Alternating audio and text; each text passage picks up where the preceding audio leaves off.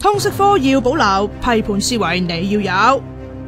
暑假話咁快就過，開學啦，梗係要講翻啲同你哋有關嘅嘢啦。近排通識科又再惹起爭議，又有人話通識唔使列做必修科，呢啲時候梗係要揾翻個通識名師出嚟平反下啦。我哋話傳統香港咧行一個所謂精英制嘅教育啦，今日不斷塞咗好多嘢落學生個腦裏邊咧，甚至我哋當年嘅 A Level 咧被譽為世界上第2個最難嘅大學入學試啦。呢種填鴨式嘅教育培育咗好多高分低能，係話好多當時嘅學生咧，佢慣咗背 marking scheme、背試題、背答案，根本佢自己咧係冇乜獨立嘅思考能力。上到大學唔少 professor 都話佢哋難教，出到社會就唔使講啦。好多老細都覺得呢班大學生冇獨立處事能力同埋分析能力，於是學制改革嘅呼聲越嚟越高。334嘅出現亦令通識科成為中英數以外嘅必修科。推行咗4年，成效又點呢？0910年嘅時候，啱有通識科開中四嘅時候咧，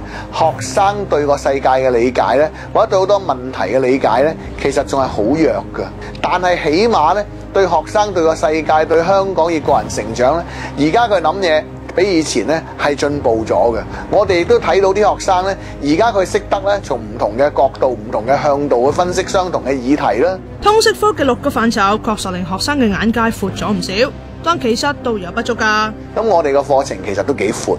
同埋6個單元咧好難，好多學校咧係好難掌握，而且每個老師嘅評分標準都唔同，令唔少學生都覺得好難捉我啊！雖然求學最終都係求分數啊，不過通識科對學生嘅時事觀同埋世界觀都有正面嘅影響，未嘗唔係一件好事嚟嘅。